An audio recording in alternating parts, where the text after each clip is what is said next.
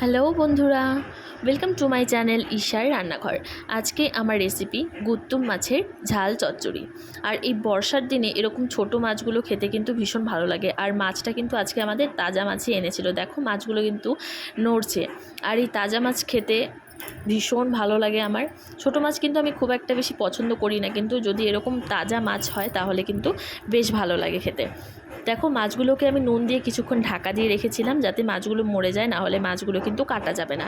তারপর দেখো মাছগুলোকে আমি ভালো করে কেটে ধুয়ে নিয়েছি। এরপর এখানে রয়েছে সবজি আর এখানে রয়েছে পেঁয়াজ কুচি।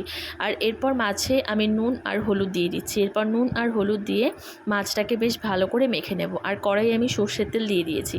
সর্ষের তেলটাকে একটু বেশ ভালো করে তোমরা গরম করে নেবে, না হলে কিন্তু মাছটা কড়াইতে লেগে যাবে। তারপর দেখো মাছটা কিন্তু আমি ভালো করে ভেজে নিয়েছি।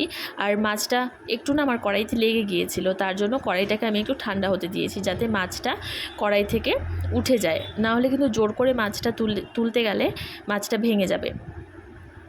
দেখো 5-7 মিনিট পর কড়াইটা কিন্তু আমার ঠান্ডা হয়ে গেছে। তারপর আমি মাছটাকে তুলে নিচ্ছি।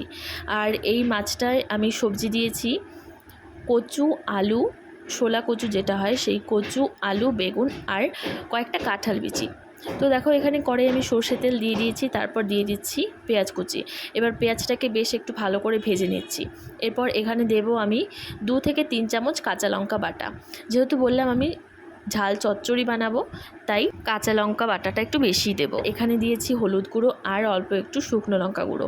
এরপর এই মশলাটাকে বেশ ভালো করে কষিয়ে নিচ্ছি।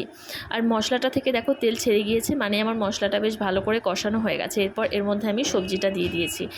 এরপর এর মধ্যে আমি দিয়ে দেবো নুনটা দিয়ে সবজিটাকে আরও 5-7 মিনিট ভালো করে কষিয়ে নেব।